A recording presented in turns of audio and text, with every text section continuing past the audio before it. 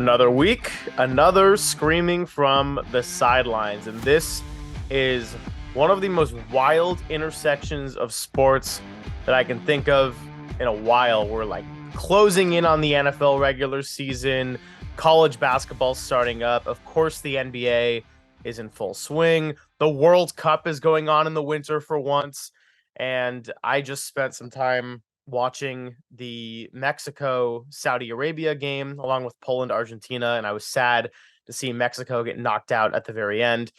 The only silver lining is I guess it came down to goal differential instead of yellow cards, because that is a ridiculous tiebreaker to me. My family and I were starting to brainstorm all the other hilarious tiebreakers we could have come up with, like number of letters in the president's name, country population, community service hours spent by the players on the field. I guess it's nice that the yellow card did not end up ruining Mexico's fate, but they are out in the group stage for the first time since 1978, which is brutal. And more positive news, my Gauchos UCSB women's team had a triple overtime win last weekend against Southern Utah. So always good to see Coach Bonnie Henriksen and company get to work. A win is a win. You can't complain about it whatsoever. Other positives, the USA going through in the World Cup. Christian Pulisic, or Pulisic, I hear it both ways all the time, but whatever it is, he put his body on the line to send the Americans to the knockout round. And NBA, we have Karl Anthony Towns. He's out 4 to 6 weeks. What's to come for Minnesota? I'm almost intrigued by this. I'm obviously very happy that it wasn't a more brutal injury for Karl Anthony Towns. But this 4 to 6 week window is also long enough to see how the Timberwolves are going to adjust. They're going to probably be playing smaller lineups now. Could Anthony Edwards thrive? Is this good for D'Angelo Russell? How will a team that's sort of underachieved and been really underwhelming to start the year, are they going to look better now without Karl Anthony Towns? I wish nothing but the best for Cat in his recovery process with a calf injury, but really, really intrigued to see what's to come for Minnesota. Also, last night we had the Warriors at Mavericks game, which came down to the final shot. Felt like a playoff game, even just from watching it on my couch. Luka Doncic continues his scorching heart start to the season, and the Warriors are starting to wake up a little bit, especially on the road, but fell just short last night. The Klay Thompson three that would have sent it to overtime fell off the front of the rim, and battle of the Western Conference final teams from last year. We got a good rivalry on our hands. Let's move into some bets because we have guests that we're going to bring on today. They are all about the New Orleans Pelicans, but NBA Wednesday is busy per usual. So I realize by the time this podcast comes out, these games will probably already have happened. Therefore, I also put these bets on Twitter. But a few ones I like tonight. Cleveland Cavaliers minus 3.5 points versus the 76ers at home. Joel Embiid should feast with no Kevin Love or Jarrett Allen in the lineup for the Cavs, but the Cavs also have a heavy backcourt advantage. They are a league best 7-1-1 against the spread at home. That is their comfort zone. I think they're going to be able to score. And the Sixers, just a little too inconsistent for me. I know they have a lot of injuries. James Harden's coming back soon, but I can't fully trust them right now, especially against a team that is very comfortable at home. The over-under for this game is also set at a very interestingly low mark, 210.5, which usually you're seeing numbers like in the 220s, maybe the high 210s. This is 210.5, and I get it. Both teams are defensive oriented, and the 76ers are starting to get it together on that side of the ball. But this is a lower number than usual, like you see, and Cleveland's scoring 116 points per game at home. So I might see a trap here and just take the over. It feels like with no Jarrett Allen and Kevin Love to protect the paint, the Sixers might put up more points than usual, even though they are injured. So overall, I'm kind of liking this mark to take the over, just a little bit low, because we know the Cavs can fill up the scoreboard at home. Other bets, the Milwaukee Bucks play at Madison Square Garden against the Knicks. They are -6. I like the Bucks to win and cover. Look, the Knicks are playing a back-to-back, and their offense has really stepped it up. They've scored 120 points or more in 4 straight games. I love Jalen Brunson. I think he's been a terrific basketball player, a true overachiever, a true professional, and a great stable leader that this franchise needs. But the Bucks don't make it easy on teams with their defense. And actually, the last time they played in this season, I picked the Knicks to cover the spread and lost some money. Fun stat for you: worst home team in the NBA is the New York Knicks against the spread. They're just 2-6-1, and they tend to struggle with some of the top tier teams in the league. I think 6 points is a lot, but it's also not too much for a Milwaukee team that's starting to get out of its mini slump.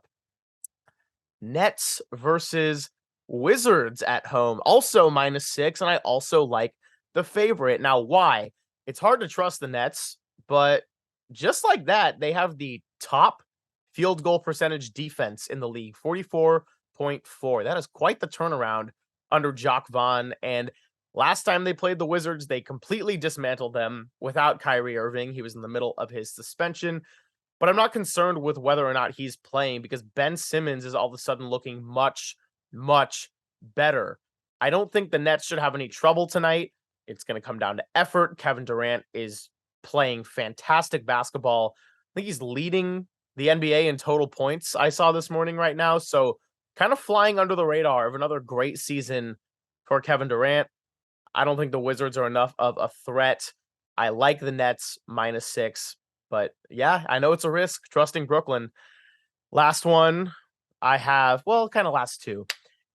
Nuggets -11.5 versus the Rockets. Yeah, I'm going heavy favorites tonight. And if you listen to this podcast, that I don't really like the double-digit spreads, but the Nuggets feast on teams that can't play defense, and Houston is one of those teams. By the way, Denver might be getting Bones Highland back in the lineup tonight. Jamal Murray was cooking against the Rockets in their previous meeting this year. So even though the Rockets show flashes of young talent, especially on offense, I don't see them beating the Nuggets or anything close.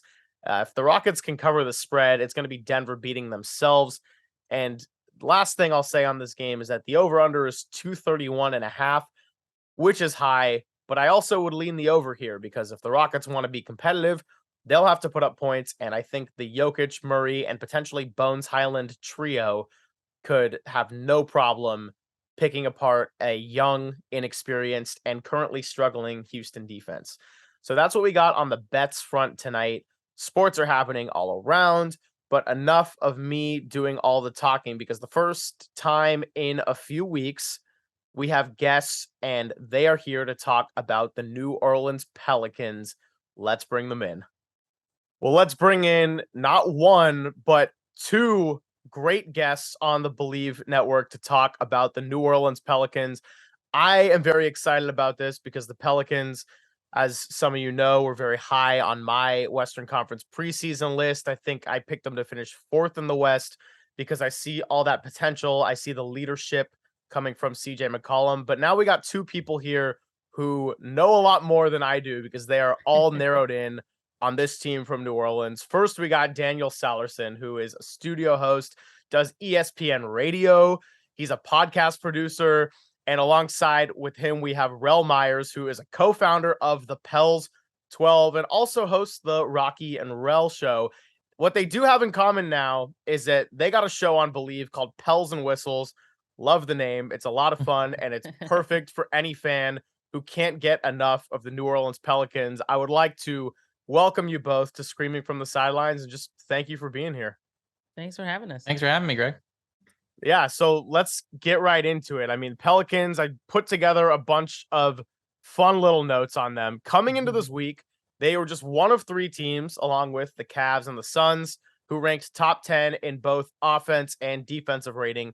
They are 6th in offensive efficiency. They got the best fourth quarter margin at plus 3.8 points. Also plus 0.4 in the third quarter. So strong second halves. The one knock is they're struggling against teams above 500 so far. But if we look at the plus minuses, Brandon Ingram's at plus 111. CJ is plus 102. Zion plus 68, and in fact, every player averaging double-digit minutes per game other than Devontae Graham has a positive plus minus. So the potential is there. The Yeah. Western Conference is incredibly tight right now, so you can't really get too locked into the seeds.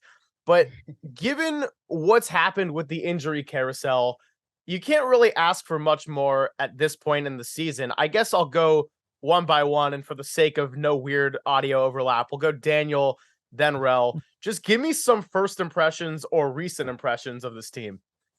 Look, I mean, the thing about this team is right now, as we're recording, they're 12-8, and we haven't seen really a lot of games where all of them have been healthy.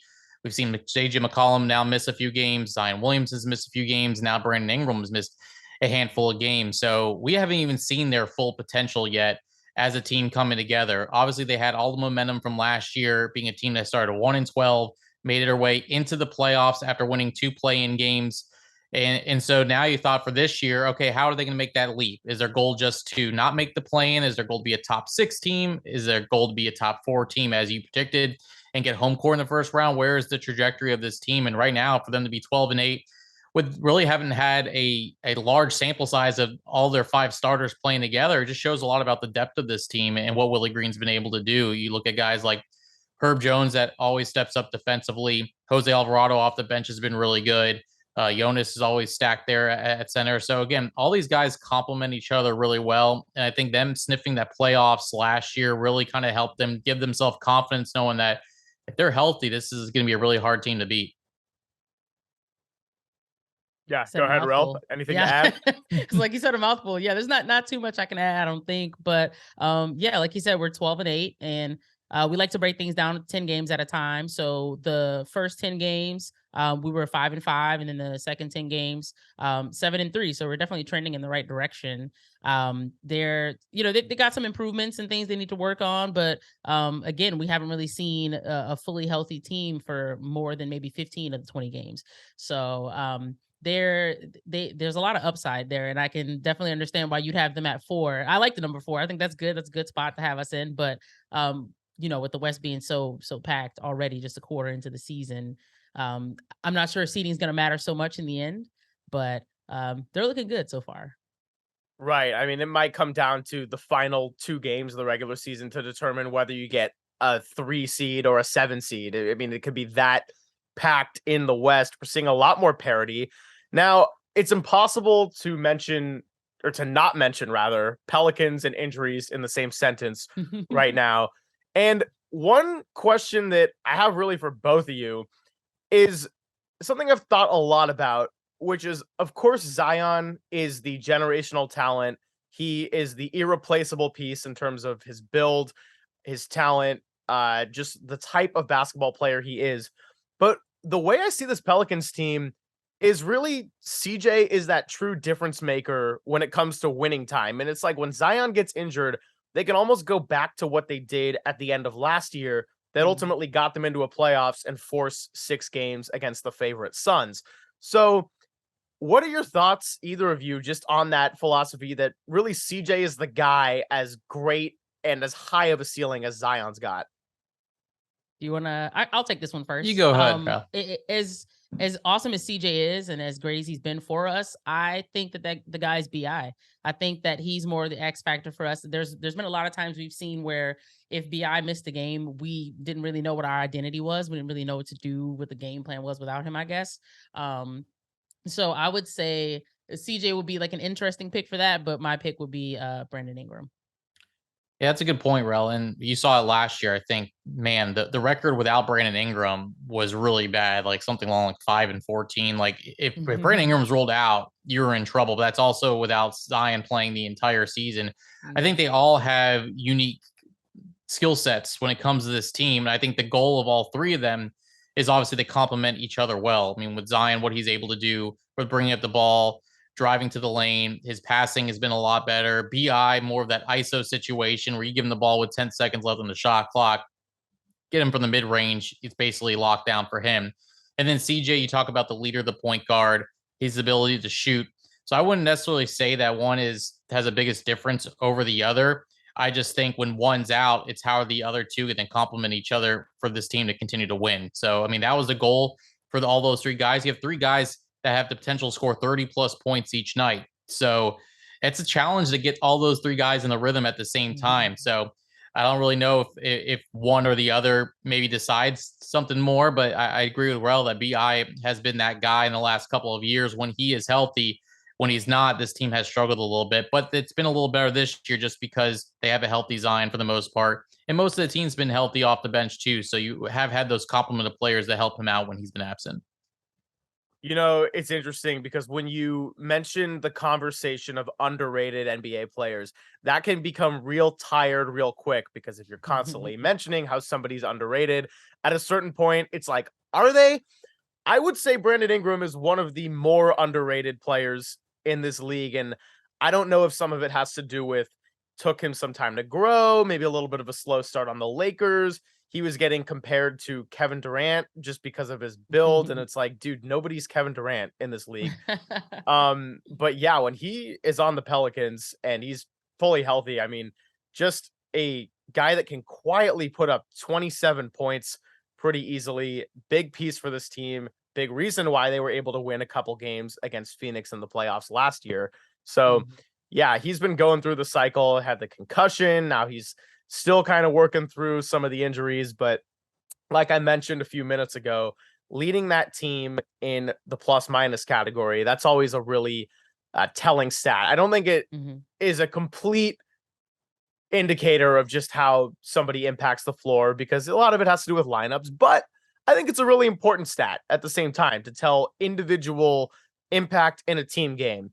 Now, I also discussed the lack of success against teams above 500 at this point really early on in the season. Again, it's really early, but the Pelicans right now, they're beating teams they're supposed to beat. And then sometimes they can struggle with teams that they might end up facing in a playoff scenario. Daniel, I'll go to you first. Is this concerning at all, or is it just too early in the year? I think it's too early in the year because I think there are a lot of teams that are struggling with teams that are above 500. I think, as you can see, there's so much parity in the West right now and how tight it is that I feel like not every team is at the point or at their potential right now. I mean, look at the Warriors who are 11 and 11. Is that really going to be a team that's right at 500? Dallas is right under 500 as well. When you look at the Pelicans, I feel like the fact that they are beating the teams that they're supposed to is a really good sign. I mean, we saw it on Monday night against Oklahoma City Thunder when you have without Brandon Ingram, without CJ McCollum, without Larry Nance, and you were able to get a win. You're playing guys that are usually DNP CDs. And so even though it is the Thunder, they're a team that plays really hard, have a lot of young talent. And the Pelicans were able to squeak that one out by 4 points. I feel like that's a much better, I guess, judgment of this team than if they're beating a bunch of 500 teams, is beating the teams that they're supposed to. And if you go around 500 against teams that are over 500 by the end of the year, then I think you're in good shape. This team had a hard time in the last couple of years protecting home court. They're playing a lot better at home this season. So I think those are the signs we need to look at right now. I think it's a little too early, but once it comes January, February, when this team's in a rhythm, hopefully this team's healthy. If they start not playing well against teams above 500, then you can get a little nervous. But they played a really great game against Memphis at home and then got destroyed against them on the road. So you see the signs of what they've been able to do. They beat the Warriors twice, but they were both short-handed in those opportunities. That's something the Pelicans can't help, but we're able to get 2 wins against them, which could play a role. You never know down the line. So I'm not really too concerned about it. I just want to see this team continue to grow and continue to grow by winning, and that's something they've done so far. Yeah, I'm not super concerned. I think that obviously there's a couple of things that we need to figure out, even rotationally. And I think that potentially we could be buyers at the deadline. So who really knows how the team's going to end up? But at the moment, there's some guys who just got to stay ready in the event that they need to get in because somebody's hurt or wherever have you. But 20 games into the season, I think we've gotten a decent sample size, and I think that we have a really good squad and we have the tools to compete and go to toe to toe with anybody. We just really got to stay healthy. And I think I've been saying since, I don't know, May that would be our biggest hurdle this season is the health, but, and you can't really help things like, stepping on guys' foots and rolling your ankle and stuff like that. But guys' feet and rolling ankles and things. So, yeah, I wouldn't say that I'm concerned really. I've seen a lot of people freaking out, but it's still very early, and no matter where we end up seeding wise, I don't think it's going to be a huge deal. You know, in one of my last 2 episodes, can't remember if it was the most recent or the one before, but the Knicks and Hawks were playing against each other, and I talked about how they have either close to or an identical record, and they are so opposite to me because the Knicks, you can kind of trust them to not be terrible. Like Jalen Brunson is an incredibly solid, stable leader, but they're also probably not going to do anything special with the roster as presently constructed.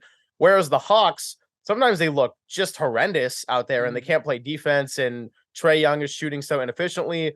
But then when they're at their best, you're thinking, "No, this team could be trouble in the playoffs." And the way I see the Pelicans, I see them a lot closer to the Hawks category where, yeah, sometimes they have not looked great, but the fact that you're seeing the potential for them to Mhm. do big things and be a problem in a playoff series, wearing teams down, especially with some of the impact in the paint on the defensive side.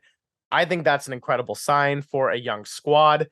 Now, another question that really interests me about this team is if the Pelicans get into the playoffs, like a lot of times it's the young talent that really blossoms. You know, it's where the boys become men.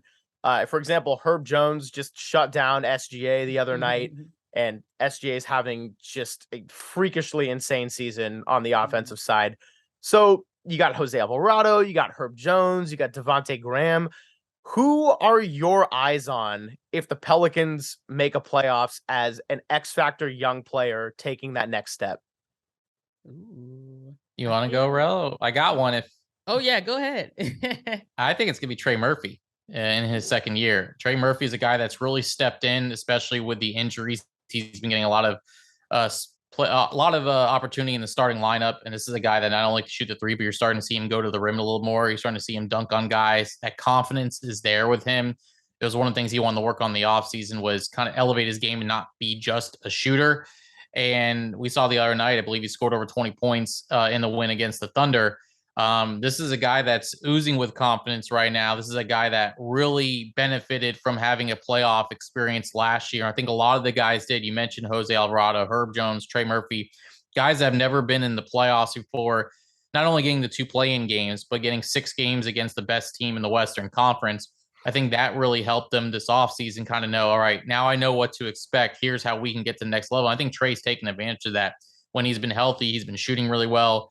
And like I mentioned, driving to the rim, I think he could be an X factor as far as when everyone gets back, he's going to be back into the second unit, but he's got to be that spark off the second unit, especially when some guys are on the bench to really keep either a lead or get back into a game. So for me, all eyes are on Trey Murphy.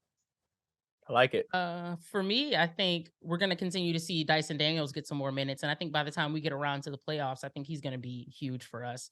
I don't know if I can say specifically that he'd be like an X factor, but I think his growth will really, really play a big part in that. And you know, last season with Herb, Trey, and Jose all just suddenly being like these really reliable rookies, I'm looking to to see if that trend will continue with this season's rookie class that we got.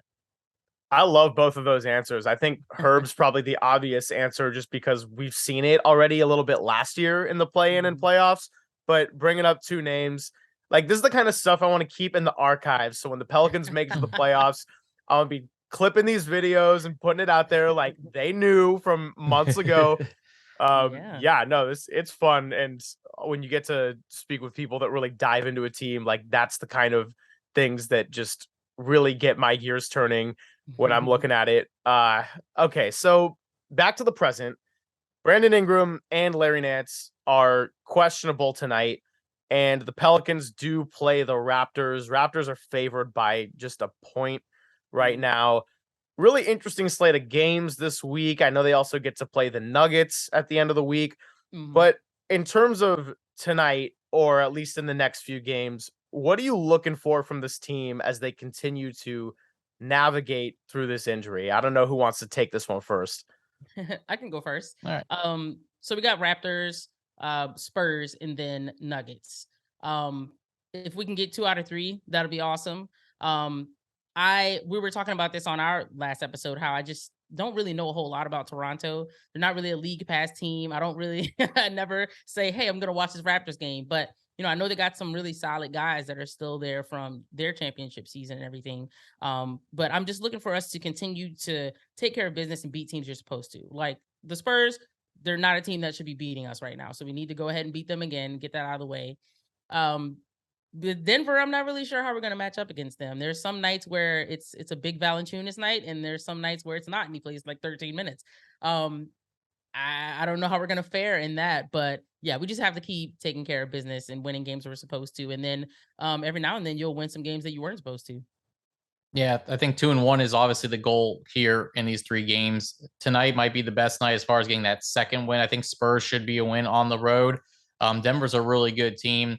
We've had Denver's number on the road the last few years. I remember going there a few times, and they've been on but at home, they seem to have some trouble with Nikola Jokic and the rest of the group.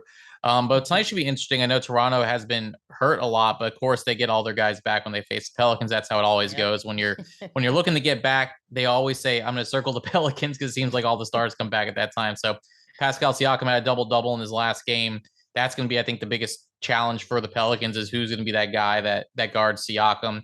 And also Fred VanVleet always seems to be a problem for the Pelicans, especially from beyond the arc. So I feel like if the Pelicans can get off to a good start, again, Nance, I think, is going to play tonight, but no CJ, no BI, and no Najee Marshall. So you at least get someone back down low to help out Jonas. He can open up the game tremendously just from rebounds and spreading out the floor. So Pelicans have a good shot at taking care of business tonight. I think this would be a nice win for them against a solid team in the East that, again, you can get some confidence booster knowing that without 2 of your best players, you're still able to pull this one off. So I think this is going to be a great game tonight. Toronto is such a fascinating team to me because they don't really have any superstars. I know that Siakam has his moments, but given his injuries and at times inconsistency, I can't really put him in that category right now. But they were the only team averaging double-digit steals per game, at least as of a week ago. They think they have the best turnover margin. They really overachieve. They don't really have any shooters besides Fred VanVleet, yet they find themselves in the mix of an Eastern Conference playoff spot, like middle seed, not playing playoff team. So that's a really fun one. I always like kind of keeping a little bit of an eye on that team, even though, as you mentioned, Rel, it's big league pass team, so not always getting to see their games. And then Denver also, like, I would consider them a true contender to come out of the West, but not as they're playing right now. I think once that guy, Mr. Jamal Murray, gets healthy and really starts being consistent, well, we know what he can do, and so that could be a real problem. But they're sort of like the Warriors right now, where it's like, okay, well, your best players are really good. When Jokic is on the floor, the offense is way better. But defensively, you're kind of a mess. You're kind of inconsistent, and you're presenting opportunities for teams to maybe pounce on that a little bit when they're giving you a better effort that night. So maybe for New Orleans, that's another chance to kind of have Denver's number on the road, like you alluded to, Daniel. And I think 2-1 would be a really fun week for this team, especially with CJ and the health and safety protocols. Now, we keep talking about the playoffs and the Pelicans, and that's where they want to be. Now, I guess very early in the season, so this could totally change within a month or two, and especially by April. But if the Pelicans got into a playoff series, do you have a Western Conference team that you would want to face either for the purpose of entertainment and a battle or a beneficial matchup? And Rel, I'll go to you on this one. You look like you got a good answer. I think most of us want to see Memphis in the playoffs, but I'm sure there's a lot of us that want to see Phoenix again too. Like there's a little revenge that needs to be, got there. But yeah, I think it's a toss up for me between Memphis and Phoenix. I think, Rel, we're on the same page, as we've talked about this on our podcast as well, especially after the last couple of games that these two teams have played. Well, I guess not the one in Memphis, but some of the ones in New Orleans. There's something brewing between these two teams. Obviously, what stands out is Zion and Ja both playing on the same AAU team. They're pretty much from the same area. And then you just have the two teams that are on the rise in that Southwest division, that two teams that kind of, Memphis, since Ja's been drafted, has just skyrocketed to the top of the Western Conference, been playing some really good basketball, and the Pelicans have that potential, just really haven't reached that yet based on injuries and some of the personnel, and now that they kind of have that core group together. So I know they've had some really tough battles. I know there's been some trash talking going on between the two teams. I just think those two in a playoff series will kind of help keep that rivalry going a little bit, light a fire under it, because you don't see a lot of rivalries anymore in NBA teams. I think a lot of players are just friendly with each other, but I want two teams that generally don't like each other. And I feel like we're getting to the point soon where Memphis and New Orleans is going to be like that. So I think for anyone that's a big fan of basketball in the NBA, watching those teams go at it in a 7-game series, I think will be really fun. Memphis is absolutely a team I want to see in the playoffs, period. Like, I'm a big Warriors fan and have been my whole life. And that's a team I think gives me a little bit of trouble. And like, I might lose some sleep if they match up. But at the same time, I think that's wildly entertaining. You mentioned the friendliness and you want a little bit of lack of friendliness. Memphis has attitude. They are young. Yeah. They're kind of cocky in a good way where they can back it up a little bit. But they still have yet to really get over the hump and reach that mark. So if they get into a Western Conference playoffs, I think regardless of who they play, that's going to be a really fun series. And to tell you the truth, with Phoenix, I don't know why, but I'm just not fully sold on them right now. I know they're at the top of the Western Conference. They're managing to win without Cam Johnson right now. But to me, they sort of feel like a team that really relies on home court, and they can be a little bit vulnerable, and that once one thing starts not really going their way, you kind of start wondering if it's going to cascade a little bit. That said, they have the talent. Devin Booker is a true star. So maybe that's a team that can also shut me up a little bit and silence things. But Memphis is a real attitude team. And I think if Pelicans and Grizzlies got to go at it, that's the kind of thing I would tune into for every single game. And yeah, man.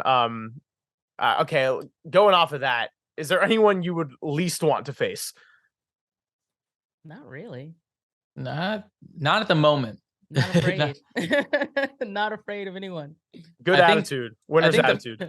Pelicans have some trouble with Dallas. It just seems to be that they have some trouble with Dallas. So maybe that's a team. But with Luka is always a tough task. But no, I agree. I think the Pelicans are going to be one of those games. It's not just saying that because we both cover the team for the Bleed Network, but I feel like whether it's a 2-7 or a 3-6, or if even the Pelicans get home field, I don't think anyone wants to draw the Pelicans first in a first round matchup, because I feel like they're going to be the team that has the best opportunity to either take a team to 7 or potentially upset, or just be a team that advances to the second round and face a team that maybe has bigger aspirations, but the Pelicans might be standing in their way at the right place at the right time. So I wouldn't really say that there's one team that I'm like, oh, I hope they avoid. But I would say if there's other teams, I would put the Pelicans on the list as a team that they might want to avoid. Because, again, when this team gets in the rhythm and this team is healthy, they're a pretty dangerous team. And so we just haven't seen it too much yet. But I think we will come January and February when this team's hopefully contending for seeding in the West. Yeah, absolutely. I can't wait also, even just for the regular season, to watch the Warriors and Pelicans match up for real. Both times they've just pulled all their starters at the second end of a back-to-back. Like, they do not want to treat the fans of New Orleans whatsoever.